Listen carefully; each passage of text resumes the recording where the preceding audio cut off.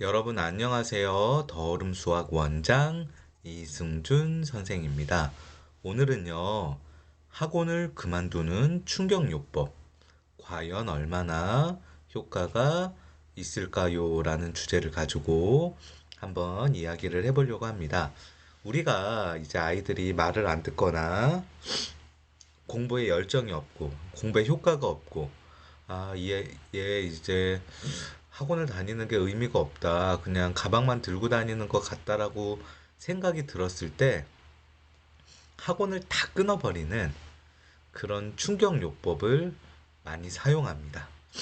그랬을 때 과연 이게 얼마나 큰 효과가 있을까라고 한번 생각을 해봤는데요. 이제 제가 학원 종사자라서 그러는 게 아니라 예전에는 저는 이게 굉장히 큰 엄청난 효과가 있다고 생각했어요. 근데 저도 이제 4학년 된 아이를 키우고 이제 많은 아이들을 이제 둘러보고 저희 학원에 다니는 아이들 중에서도 다녔던 아이들 중에서도 학원을 끊는 충격요법으로 이제 한번 리플레시를 하려는 그런 아이들, 다시 돌아온 아이들, 그렇게 비교해 봤을 때, 과연 그 아이들이 정말 정신을 차리고 효과가 있어서 다시 돌아왔냐, 라는 거를 이제 여러 가지로 생각해 봤을 때, 지금은 조금은 회의적입니다.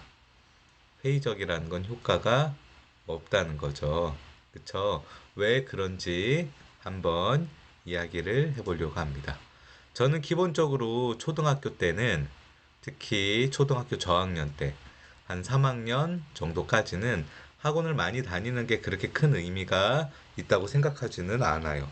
많이 놀아야 되고, 많이 부모님과 교감해야 되고, 많이 나눠야 되기 때문에 큰 효과가 뭐 학원을 끊고 다니고 뭐 그런 게 생각보다 우리 부모님들이 생각하는 것보다 큰 효과가 있다고 생각하지는 않아요. 이제 초등학교 고학년 공부를 해야 되는 그런 나이가 되었을 때 아이가 내 뜻대로 따라와 주지 않고 뭔가 열심히 하지 않는다고 해서 학원을 끊어버렸을 때 과연 이게 효과가 있냐 하면은 효과가 없는 것 같아요. 이거를 막 엄청 두려워하고 학원을 하러 안 가서 내가 뒤처진다, 내가 막 뭐 이 시대에 뒤떨어진다라고 생각하는 초등학생들은 거의 없을 뿐더러 그런 마음을 가지는 친구 같은 경우에는 열심히 하지 않겠죠. 열심히 안 하지 않겠죠. 저희 딸한테도 그런 협박이나 충격요법을 써봤는데 대부분 거의 이제 어떤 반응이었냐 하면 처음에는 막 안 돼, 나 다닐 거야. 제발 그러지 말아줘. 막 학원은 다니게 해줘. 그렇지만 막상 끊으면 즐거워요. 그 이상의 걱정은 하지 않아요. 내일 당장 숙제 안 하고 내일 당장 학원 안 가도 되니까 즐겁습니다. 대신, 대신 학원 가는 시간에 엄마 아빠와 체계적으로 공부를 하고 엄마 아빠와 체계적으로 뭔가를 한다라고 했을 때 여러분들 생각보다 저도 학원을 운영하고 저희 아내도 굉장히 열심히 집에서 이제 살림만 하면서 아이를 잘 케어하고 가르치지만 그게 생각보다 체계적인 진도와 수업이 쉽지가 않아요. 결국에는 아이는 그냥 학원을 안 가는 게 즐겁고 행복하고 그렇게 이제 빠지게 돼요. 공부를 안 하게 된다는 거죠. 그쵸? 자, 그랬다가 아이가 다시 학원을 가게 되면 무슨 일이 발생하냐? 뭐 학원이 즐겁고 조금 쉬었다 가니까 재밌고 즐거울 수도 있지만 안 다니다가 쉬었다가 다시 다니면 그 기간이 한 달 이상 되면 다시 적응하는 시간. 그런 것들로 또 시간이 낭비되게끔 됩니다.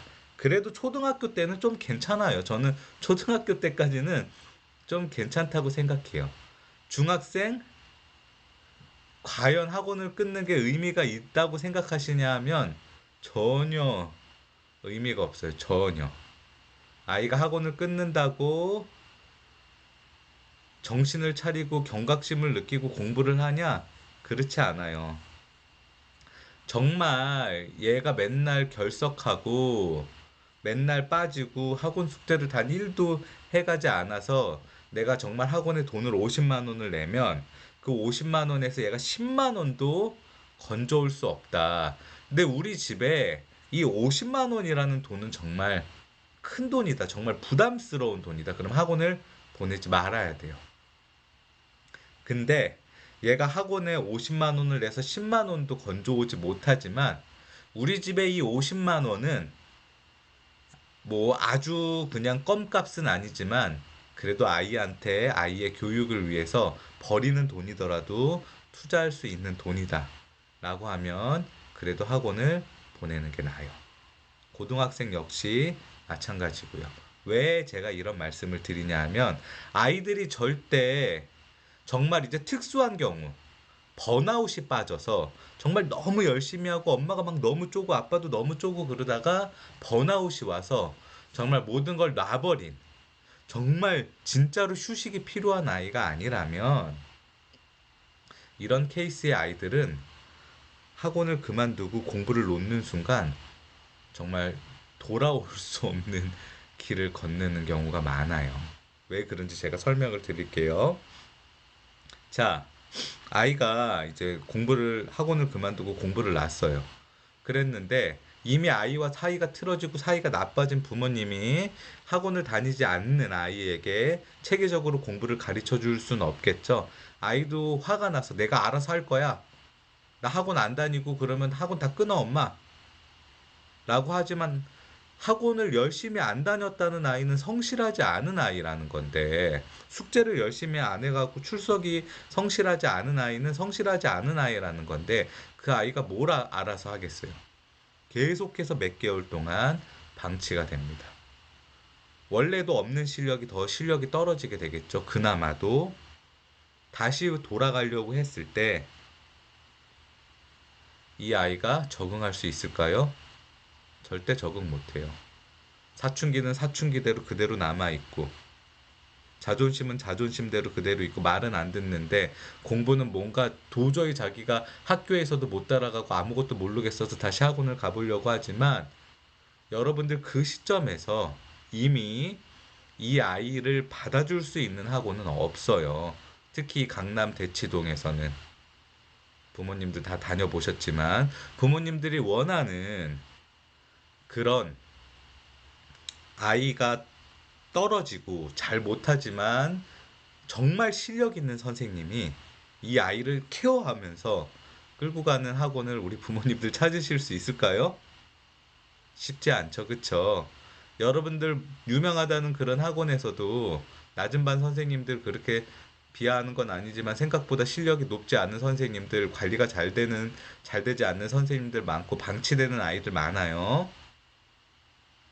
그럼 여전히 아이는 가서 학원을 가도 모르겠으니까 징징거리다가 다시 학원을 끊고 다니고가 반복되다가 그냥 그대로 나락으로 빠집니다.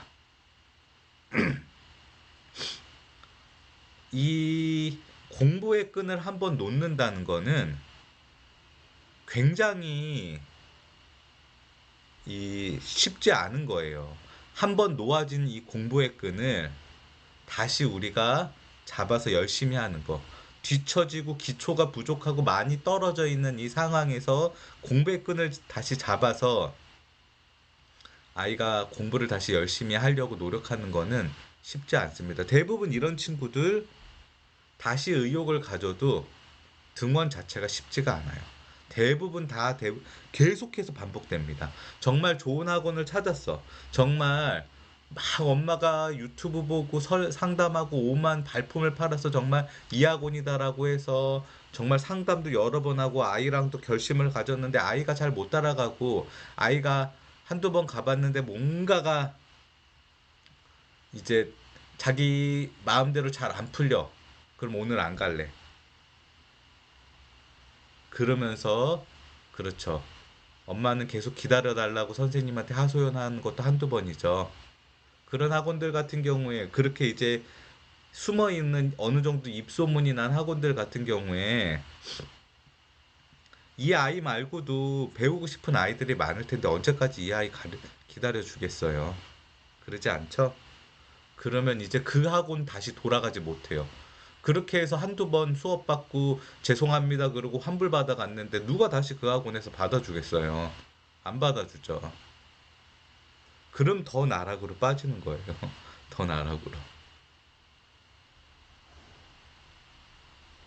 정말 이런 부분은요, 우리가 냉정하게 생각해서 경제적인 요소로 제가 늘 이야기하지만 접근해야 돼요. 학원비가 정말 부담이 된다. 학원비가 우리 가정 경제에 정말 부담이 된다. 그런데 아이가 공부를 안 한다. 그럼 학원 보내지 마셔야 돼요. 그런데 학원비가 쉽지는 않지만 우리가 먹고 사는데 그 정도는 아니다. 그러면 미래를 위해서 그냥 최소한은 보내세요. 그래야 아이가 적어도 공부의 끈을 이어갈 수 있고 정신을 차렸을 때 포기하지 않을 수 있다는 거예요. 이 부분 잘 생각해 보세요. 자, 다이어트도 마찬가지예요. 우리가 다이어트를 한번 시작하면요. 우리가 살이 쪘어. 저도 이제 뚱뚱하지만 살이 쪄서 다이어트를 한번 시작해서 이제 살을 뺐어요. 원래 체중대로. 그럼 그대로 다이어트가 끝나는 거예요? 평생 유지하려고 노력해야 돼요. 평생. 그런데 그 어느 시점에서 그 유지하는 게 내가 너무 힘들어, 너무 지쳐, 그리고 딱 끊어. 그 후로 다시 살이 쪘어요. 그럼 두 번째 살 빼는 건 첫 번째 살 빼는 거에 10배 힘듭니다.